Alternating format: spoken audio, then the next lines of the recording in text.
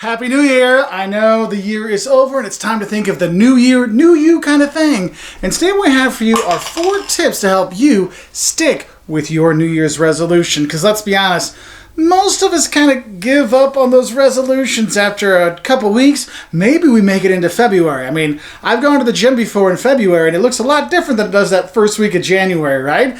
And so what I want to do is just give you 4 things to really think about when you're making your New Year's resolutions. Because whether it is to lose weight, spend more time with the family, have more QT with the wife, whatever it is that you want to get done, there's some things you can do to help you be more successful in trying to stick with your New Year's resolutions. And honestly, I think what it really starts with is, first tip is, don't try to make 20 different New Year's resolutions, okay? Because if you try to make tons and tons of resolutions, I'm going to lose weight, I'm going to spend time with the kids, I'm going to get better at my job, I'm going to expand our YouTube channel, I'm going to, clean up the house, I'm going to blah, blah, you have all these things you want to do. It gets to be too much. It's overwhelming. And then you're like, oh, I didn't do this resolution. Then what's the point of doing all of them? And then you kind of quit all of them. Okay, so instead of doing 20 different resolutions, actually pare it down. Have 1 resolution, 2, maybe 3 resolutions and do that. Because think about it, trying to lose weight, spend more time with the family, read more, travel more. Yes, well, we don't want to do this, but it's just too much. Focus down and determine which ones are going to be the biggest impact for you, the ones that you're more likely to actually do. I know for me, the most successful New Year's resolution I ever made that I still stick with to this day was in 2017.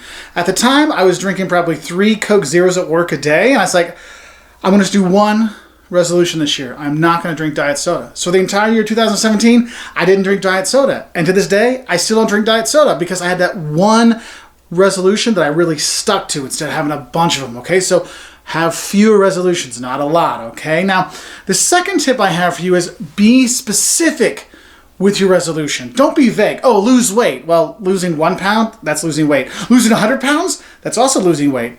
You want to be specific, okay? And sometimes it's better to make a specific goal.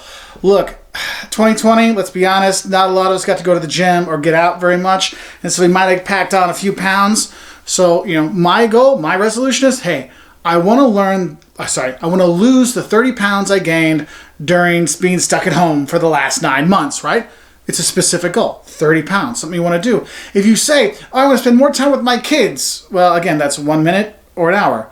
Be specific. Hey, you know what? I want to spend 15 minutes every night reading to my kids. A specific goal, specific resolution, that's something you can really focus on and do. And that leads us into our 3rd tip to help you keep your New Year's resolutions, and that is be realistic when you're setting your New Year's resolutions. Look, I know I need to lose 100 pounds, but let's be honest. Is it really realistic for me to lose 100 pounds in a year?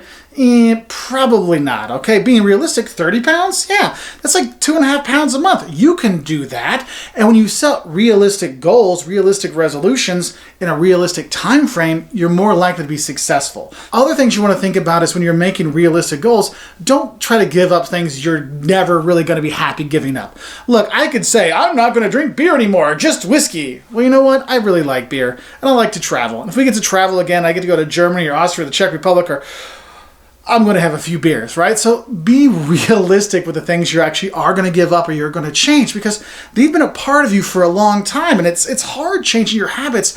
And that's what leads into our 4th tip for you. Learn from your past mistakes and successes with your New Year's resolutions, okay? For example, with that the Coke Zero example, when I stopped drinking that for a year, I'm like, hey, why did that work for me?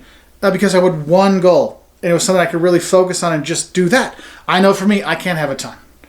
1 or 2, that's the max I can do. I can learn from that and be a success. But also, we can look back and see, where did I fail? Going back to the traveling stuff. If I'm traveling, I'm going to have to eat junk food sometimes because that's the only option. So maybe I adjust my resolution to say, look, we're giving up fast food, except we're on road trips and there's no other option. You find realistic things like we said before, but learn from those mistakes, learn from those successes, and plan out what's going to be the best success story for you with your New Year's resolution. So I wish you good luck to everybody. Look, I'm sure most of us on here will be probably off our New Year's resolutions like 2 weeks into the new year, and some of us will get to like February. But you know what? If you get some way in, you tried, Good job to you. I'm proud of you. If you made the whole year through, I wish you well for that too. So I guess I will make my resolutions for this year. I'll keep them realistic. I will keep them short. I will also be very specific with them, and I'll think about what works for me. So my things: 1, lose the 30 pounds. Going to lose all the COVID weight, be back to where I was before COVID, right? So I got one goal there that's realistic. Yep. It's specific. Yep. And there's that. And I can learn from knowing that I can't lose 100 pounds. So I got that one. 2, I want to resolve to get my youngest son to be comfortable on his bike.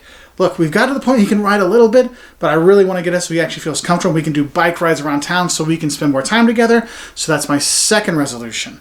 And my third resolution is to get this channel to 1,000 subscribers by next New Year's Eve. So wish me luck. I'm going to work on those things piece by piece. I know that, hey, that's just getting, 80 subs a month for the next 12 months. I know it's Professor Christmas, so probably I'll do better at the end of the year, which I'm being realistic about.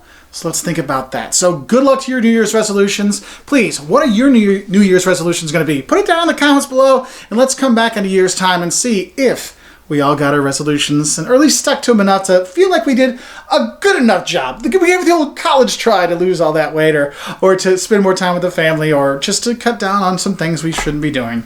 Anyway, I wish y'all the best and good luck in 2021, or whatever you're watching this, and just know that not all of us get through, not all of us get keep our New Year's resolutions. We'll always try for a little bit. So good luck, and Happy New Year!